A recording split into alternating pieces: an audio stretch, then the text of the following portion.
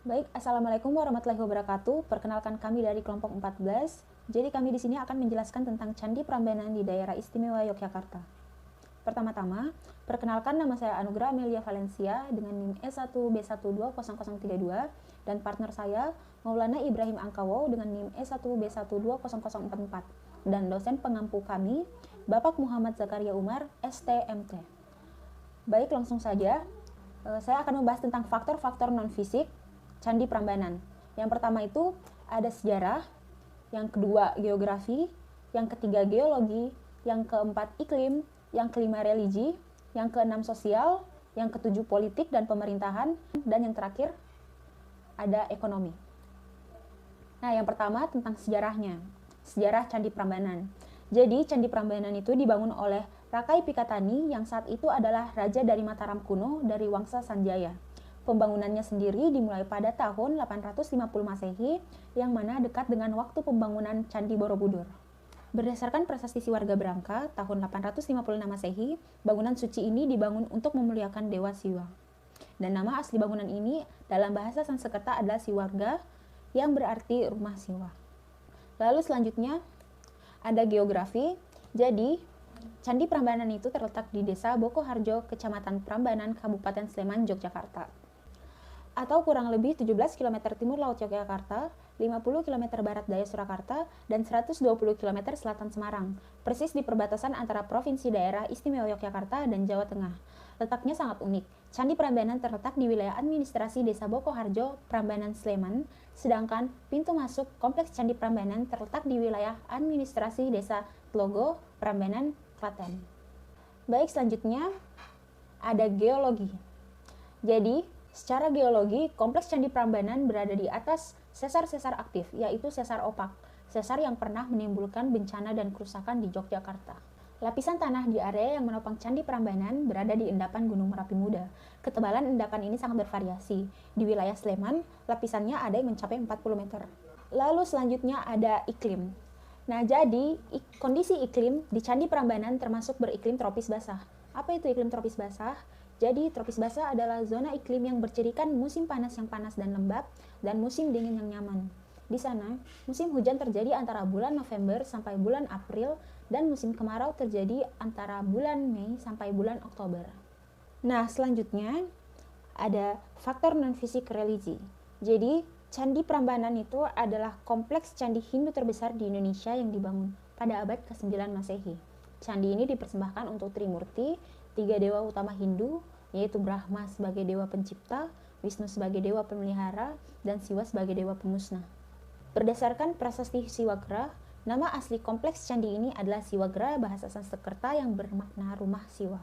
Dan memang di ruang utama candi ini bersemayam arca Siwa Mahadewa setinggi 3 meter yang menunjukkan bahwa candi ini Dewa Siwa lebih diutamakan. Selanjutnya ada faktor non-fisik sosial. Jadi, dampak sosial dari keberadaan taman wisata Candi Prambanan. Yang pertama itu adanya terjalin interaksi sosial yang baik antara pedagang dan pedagang dengan pengelola taman wisata, maupun pedagang dengan wisatawan melalui dua proses kontak sosial dan komunikasi sosial. Dampak sosial lainnya ada juga yang positif dan ada juga yang negatif. Contohnya yang positif yaitu keserasian dalam masyarakat atau juga organisasi antar pedagang, contohnya koperasi simpan pinjam Bondowoso. Dan contoh dampak negatif lainnya adalah disorganisasi atau adanya hotel-hotel yang disalahgunakan dan adanya lokalisasi. Lalu selanjutnya ada lagi faktor non-fisik politik dan pemerintahan. Jadi sejak abad 7 banyak terdapat pemerintahan kerajaan yang berdiri di Jawa Tengah. Contohnya yaitu Kerajaan Buddha Kalingga, Jepara yang diperintah oleh Ratu Sima pada tahun 674. Menurut naskah atau prasasti Cangga tahun 732, kerajaan Hindu lahir di Medan Kamulan, Jawa Tengah dengan nama Raja Sanjaya atau Raka Mataram. Di bawah pemerintahan Rakai Pikatan dan dinasti Sanjaya, mulailah dibangun Candi Prambanan atau yang sering disebut Candi Roro Jonggrang. Dan yang terakhir, ada faktor non-fisik ekonomi. Jadi Candi Prambanan menjadi objek wisata yang memiliki kekhasan tersendiri dan warisan sejarah yang masih ada sampai sekarang.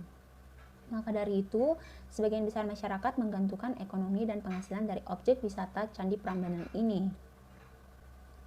Dan juga kebanyakan pedagang di kawasan objek wisata Candi Prambanan merupakan penduduk sekitar yang tinggal di sana dan memiliki tingkat ekonomi dan pendidikan yang minim, sehingga mereka hanya mengandalkan kegiatan berdagang sebagai sumber pendapatan mereka sehari-hari.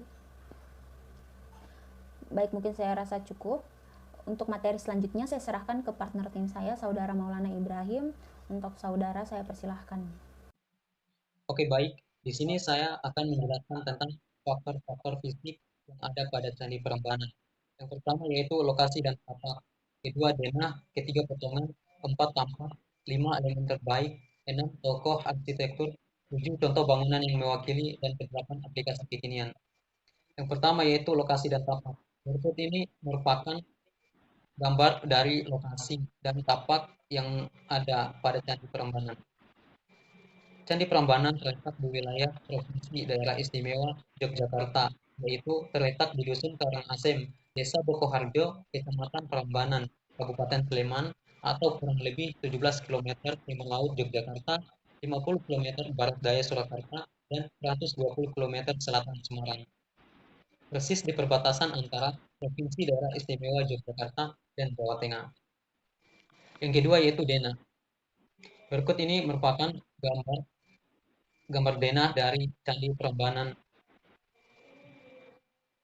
Pola denah candi mengikuti sistem konsentris atau sistem gugusan terpusat, yang mana posisi candi induk berada di tengah-tengah anak candi.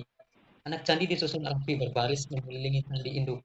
Sistem ini dipengaruhi tata letak denah mandala dari India. Yang ketiga yaitu potongan. Berikut ini merupakan gambar potongan dari Candi Prambanan, di mana pada Candi Prambanan terdapat tiga bentuk tingkatan. Yang pertama yaitu Burloka tingkat bawah, yang kedua Burloka tingkat tengah, dan yang ketiga Swaroka tingkat atas. Yang pertama itu Burloka. Burloka adalah ranah rendah makhluk yang fana, manusia, hewan, juga makhluk halus dan iblis. Di ranah ini, manusia masih terikat dengan hawa nafsu, hasrat, dan cara hidup yang tidak suci. Halaman tenar dan kaki candi melambangkan ranah Burloka. Yang kedua itu Buar Loka. Buar Loka adalah alam tengah, tempat orang suci, resi pertapa, dan dewa rendahan. Di alam ini, manusia mulai melihat cahaya kebenaran. Halaman tengah dan tubuh candi melambangkan ranah Buar Loka.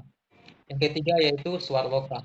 Swarloka adalah ranah tertinggi sekaligus tersuci, tempat para dewa bersemayam. Swarloka juga disebut sebagai Swargaloka. Halaman dalam halaman dalam dan atap candi melambangkan ranah Swarloka. Atap candi-candi di kompleks Prambanan dihiasi dengan pencak mastaka berupa ratna. Yang keempat yaitu tampak. Berikut ini gambar tampak yang ada pada kompleks candi Prambanan yang berupa candi Siwa. Yang kelima yaitu elemen terbaik. Dari elemen terbaik ini terdapat dua penjelasan. Yang pertama, bentuk atap candi yang menjulang ke atas itu menggambarkan bentuk Gunung Mahameru.